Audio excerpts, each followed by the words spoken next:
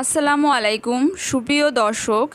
একজন ডিফেন্ডার সাধারণত আক্রমণাত্মক ও খিটখিটে মেজাজের হয়ে থাকেন। প্রতিপক্ষ দলের ফরোয়ার্ডদেরকে যে কোনোভাবে রুখে দেওয়াই হচ্ছে তার মূল কাজ।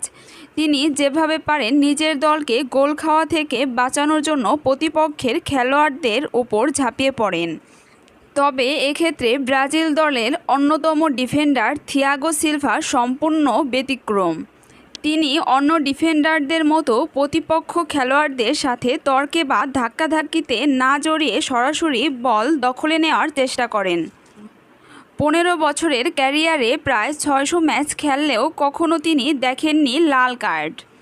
এসব কারণে ফুটবল ইতিহাসে সবচেয়ে ভদ্র ডিফেন্ডার তো বটে, সেরা খেলোয়াড়দেরও একজন থিয়াগো সিলভা। সুপ্রিয় দর্শক, ভিডিওটি সম্পর্কে আপনার মূল্যবান মতামত ব্যক্ত করুন কমেন্ট বক্সে। ধন্যবাদ সবাইকে।